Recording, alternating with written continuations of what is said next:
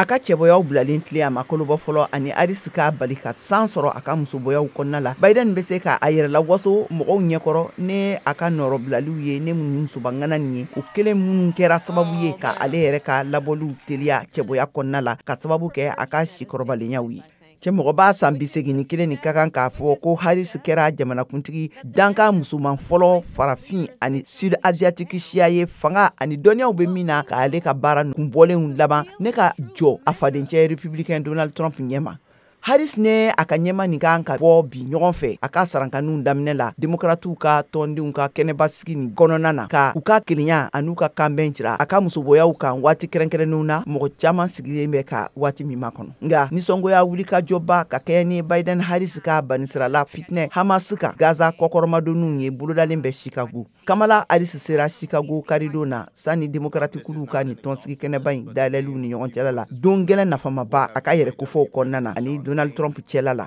Jamanakuntigi dankan nin ye a ka politikikuluw fara ɲɔgɔn kan ka a ka musoboya kɔkɔrɔma dun kalo kelen dɔrɔn Joe Biden jɔyɔrɔ talen kɔfɛ ne ka tila ka ɲɛkunya minɛ dasumusumu na u fadenkɛ républicain Donald Trump ɲɛ min kɛra dabalibankoba ye mɔgɔw bolo. A ka Chicago siraw kan Harris ye i jɔ Pennsylvanie kɛlɛkɛkɛnɛ bɛ yɔrɔba min nɔfɛ ne Trump ye gaɲɛw sɔrɔ a la san 2016 tɛmɛnen ninnu na n'a gaɲɛw minɛn'a la san 2020 na Biden fɛ a ye tile kelen kɛ bisiw kɔnɔ ne ka ma mɔgɔw ka sɔgɛrɛli kɛ mɔgɔw la yaasa ka u ka gaɲɛ la sinsi ye novembre kalo nata kalataw la. That we see in each other our connection